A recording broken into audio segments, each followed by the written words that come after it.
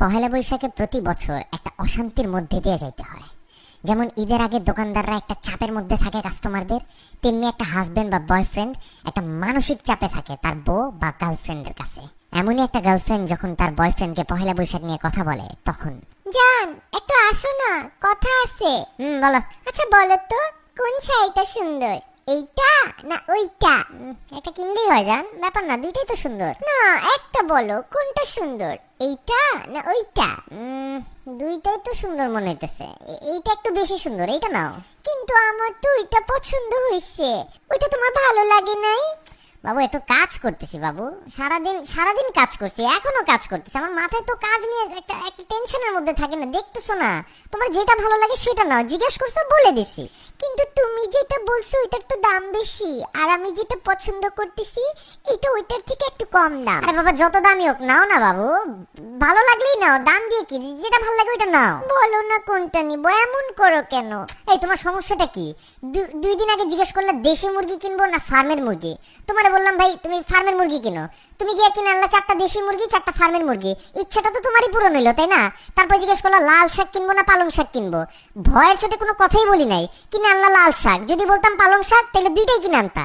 আজকে আবার শুরু করলা শাড়ি নিয়ে, পাইছোটা কি আমারে তুমি? ও মা, একটা শাড়ি কিনবো তোমার জন্য, সাজবো তোমার জন্য, একটু সুন্দর হব, একটা পয়লা বৈশাখের একটা ফিলিংস আছে না, একটা ঝাঁকানাকা আছে না, সেটাও কি জিজ্ঞেস করলে দোষ? কথা তো একটা শাড়ি পর্যন্ত লিমিট থাকতেছে না। আমি কি তোমারে কোনোদিন জিজ্ঞেসি জান কোন জিন্স পরবো, কালো না নীল? জান কোন টি শার্ট পরবো, হাফাতা না ফুলাতা? জান কোন জুতা পরবো, এইটা পরবো না ওইটা পরবো? জিজ্ঞেসি তোমারে কোনোদিন? ভালোবাসি দেখেই তো জিজ্ঞেস করি তোমাকে, এমন করো কেন? জান জিজ্ঞেস করার তো একটা লিমিট থাকে জান, তুমি তো এই লিমিটের গোষ্ঠী উদ্ধার করে ফেলছো। আমি তো ফোন কিনছিলাম কাজের জন্য, কিন্তু আমার মোবাইলটাকে তুমি একটা দোকান বানাই দিছো। কোনোদিন যদি আমার ফোন চেক করো মনে করবা অন্য মেয়েরা পিক পাঠাইছে, ওইটা নিয়েও একটা গ্যাঞ্জাম শুরু করবা, এটা কে পাঠাইছে, এটা কবে পাঠাইছে, না আমি তো পাঠাই নাই, এত পিক পাঠাইছো তোমার নিজেরও তো মনে থাকবে না কোন পিক তুমি দিছো। আমার লাইফটারে তো একটা দোকান বাজার বানাই দিতেছো তুমি। এত সিম্পল একটা ব্যাপারকে এত বড় করতেছো তুমি।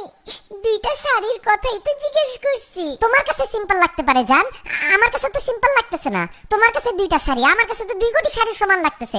বলতেছি এটা কিনো, তুমি বলতেছো ওইটা কেন না। তখন যখন বলি ওইটা কিনো তুমি বলতেছো এইটা কেন না।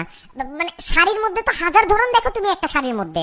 তোমাদের মেয়েদের মতন তো এত নিখুঁত চোখ আল্লাহ আমাকে দেয় নাই। তোমার কারণে প্রতিদিন একটা আতঙ্কে আমি বাস করতেছি।